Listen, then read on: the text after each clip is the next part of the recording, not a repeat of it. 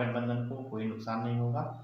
और यह है कि ये वो क्यों गए, तो ये हम आपसे भी कहेंगे कि आप उनसे सवाल कीजिए कि भाई वो क्यों गए। हम लोगों के हिसाब से उनको मतलब बहुत लोग हैं कि अपने अपने हिसाब से जहाँ मन होता है जाते हैं लोग। अब उनको भी वहाँ जाने का मन था तो वो चले गए, लेकिन उससे महागठबंधन पर कोई असर नहीं पड़ेगा। महागठबंधन जिस तरह से यहाँ मजबूत है उसी तरह से मजबूती से काम करेगा और आगे भी महागठबंधन का यहाँ पर महागठबंधन को मौका मिलेगा। लोकसभा का इलेक्शन है, उसके बाद विधानसभा का इलेक्शन है, महागठबंधन जरूर यहाँ पर कामयाब। कार्यकर्ता जो है पार्टी से नहीं है, पार्टी कार्यकर्ता से है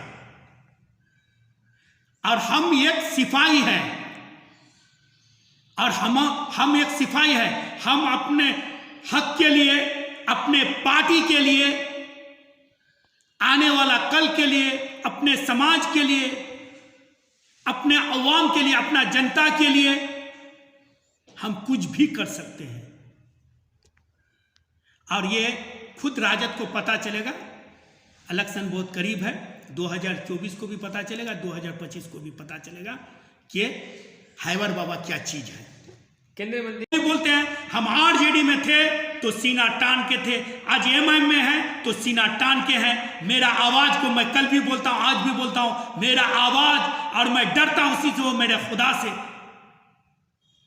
मुझे हक बोलने वाले में हक बोलने के लिए अगर कोई रोकेगा तो हम कल भी बोले, आज भी बोले कि बर्दाश्त नहीं करेंगे। अगर पार्टी में अगर ये बोलता है और अगर बोलता है कि पार्टी को कोई नुकसान नहीं होगा, पार्टी को कोई नुकसान नहीं पहुंचेगा, आने वाला दिन ज्यादा दिन नहीं है, 4-5 महीना का टाइम है, आपको खुद ही पता चल जाएगा। आरजेडी में था, अभी हम लोगों को आरजेडी से दबाव आ रहा है, बोलने का हक छीन रहा है, इसीलिए मैं उस पार्टी को इस्तीफा दिया हूं और मैं उस पार्टी को चुना हूं जिसमें बेवा बोलने का हक है।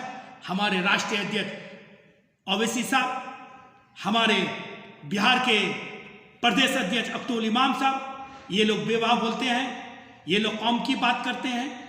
हमको किसी जात से गिला शिकवा नहीं है, हमें ऊंच नीच से कोई गिला शिकवा नहीं है।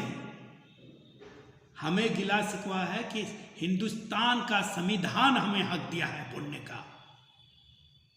हम हिंदुस्तान के संविधान को लेकर चलते हैं, हम उसको मानते हैं। एक तरफ हम अपने कुरान को मानते हैं, एक तरफ हम हिंदुस्तान के संविधान को मानते हैं। हम दोनों को लेकर चलने वाले आदमी हैं और हम दोनों के विचार पे चलने वाले आदमी हैं और हक बोलने वाले आदमी हैं। हमारे हक को कोई अगर दबाएगा तो हम बर्दाश्त नहीं करेंगे। सही है, ये तो वक्त आने पर बैठेगा। अगर नुकसान नहीं है तो आने वाला दिन उसको खुद पता।